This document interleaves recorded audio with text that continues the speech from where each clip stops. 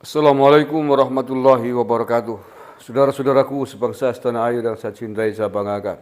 Masih terkait dengan Siti Elina, wanita bercadar yang melakukan teror di kawasan Istana Negara Jakarta kemarin. Olahan tim Densus 88 semakin kesini semakin mengejutkan.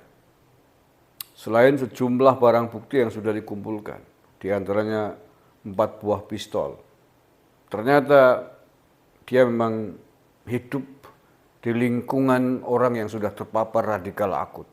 Suami dari Siti Elina ini terdeteksi adalah jaringan Negara Islam Indonesia atau NII. Bahkan disebutkan oleh polisi menjabat sebagai asisten bendahara NII. Kemudian gurunya yang mencuci otak, yang mendoktrin Siti Elina ini juga dari link kalangan NII. Kurang apa lagi? Dan oleh karena itulah kemudian pantas, sangat layak, masuk akal kalau kemudian mereka selalu mengujar kebencian kepada pemerintah yang sah. Karena pemerintah negara hari ini dianggap sebagai negara tauhid bagi kelompok-kelompok ini. Dan oleh karenanya mereka ingin mengganti sistem dengan Negara Islam Indonesia atau NII. Dan Siti Elina juga pengikut Hizbut Tahrir Indonesia. Nah, apa saja fakta-fakta baru ini terkait dengan aktivitas dan circle Siti Elina ini? Ini beberapa fakta yang ditemukan dari pengendusan aparat kepolisian dan Densus 88. Kemudian Densus 88 juga menyebut bahwa Siti Elina terhubung dengan kelompok teroris. Suaminya diduga asisten bendahara NII. Ini ditulis oleh Kompas.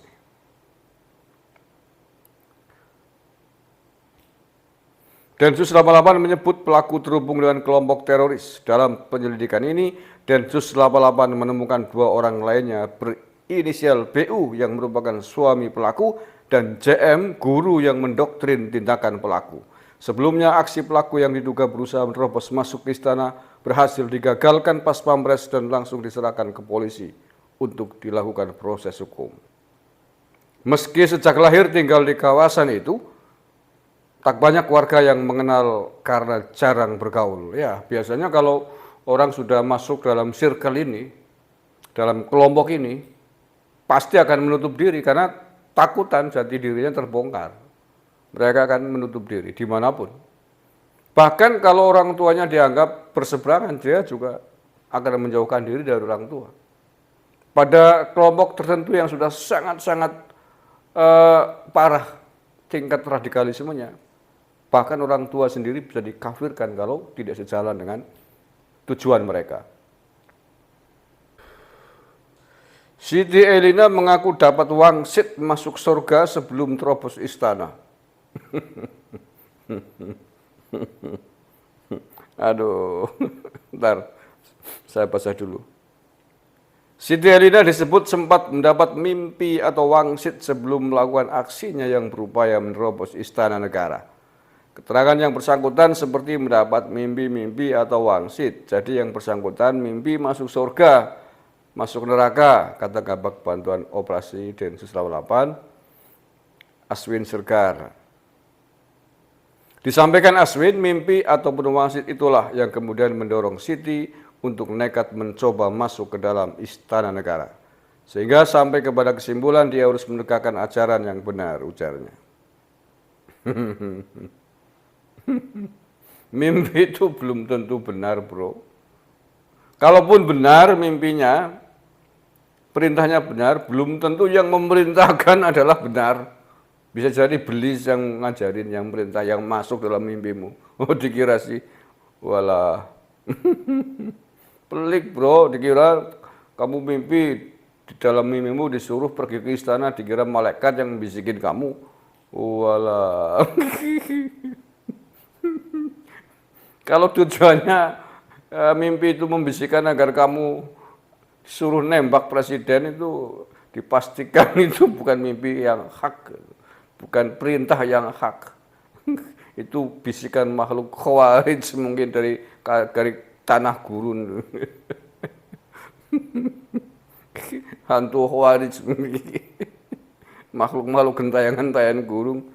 Di sana nggak dapat tempat, lari masuk ke kamu, bisikin suruh melakukan aksi itu. Bisa jadi begitu, walah. Dikira mimpi, walaupun kamu sadar, dalam diri sadar ada yang bisikin, terus kamu anggap itu mimpi yang benar, bisikan dari malaikat, bisikan dari Tuhan, belum tentu bro. Tergantung kamu kualitasnya seperti apa loh. Kalau kamu isinya kofar kafir tiap hari, rezim tohut yang bisikin kamu ya makhluk sejenis kayak kamu sama. Lah iya, makhluk gaib bangsa itu kan sama mirip kayak manusia. Ada yang iman, ada yang kafir, ada yang soleh, ada yang ramah tamah, ada yang suka kofar kafir, sama. Makanya jangan gampang, nggak mudah untuk menganalisa sebuah mimpi. Jangan senang ada mimpi dibisikin, ditemuin makhluk. Belum tentu itu yang nemuin kamu makhluk bener, makhluk jahat bisa jadi.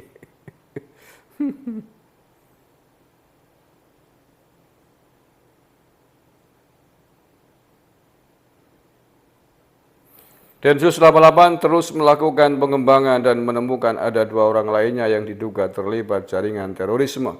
Setelah pemeriksaan akun dan analisis ditemukan 2 orang lainnya yang juga terhubung dengan kelompok NII Jakarta, yakni BU dan CM. BU tadi yang suaminya ya, CM itu gurunya. Oke, ini cuman belum ada penjelasan nih sang suami dan sang guru ini apakah sudah ditangkap atau belum. Tapi saya kira wajib hukumnya untuk ikut ditangkap untuk mempertanggungjawabkan perbuatannya. Terima kasih, kurang lebihnya mohon maaf. Wallahul muwaffiq ila aqwamit thoriq. Assalamualaikum warahmatullahi wabarakatuh. NKRI harga mati. Terdapat 4 buah pistol dan sebuah tas. Ternyata punya pistol lebih dari 1 ya. Ngeri ya. Wanita selugu itu punya 4 pistol dari mana nih? Siapa yang ngasih? Nggak mungkin kan buat sendiri atau beli sendiri, pasti ada yang ngasih. Ini martir betul ini, dijadikan alat betul nih oleh kadrun keparat nih. Siti Elina, wanita yang mencoba menerobos istana negara untuk bertemu dengan Presiden Jokowi, telah ditetapkan sebagai tersangka. Sudah tersangka melanggar Undang-Undang Terorisme, kata Kabag Ops Densus 88 Kombes Aswin Sirgar kepada wartawan hari Rabu. Dengan demikian, Siti Elina tak cuma melanggar Undang-Undang Darurat terkait senpi ilegal. Lebih lanjut, Aswin menyebut pihaknya masih mengembangkan penyidikan terhadap Siti Elina. Masih kita kembangkan penyidikannya. Hengki menambahkan, Siti Elina mengarah kepada kelompok radikalisme. Setelah kami lakukan riksa, ternyata benar tersangka ini mengarah ke hal-hal berkait radikalisme dan teror, katanya. Oke ya, itu update terkini dari kasus Siti Elina, pengikut HTI, pengagum, pencita-cita khilafah yang telah terprovokasi ikut membenci kepala negara atas provokasi-provokasi hoak yang ditebarkan oleh begundal-begundal khilafah mereka. Sayangnya aparat kita masih belum berani bersikap tegas kepada kelompok-kelompok penggaung khilafah di tanah air ini. Padahal dampaknya, akibatnya sudah sangat jelas di depan mata kita, sangat membahayakan bagi bangsa dan negara ini.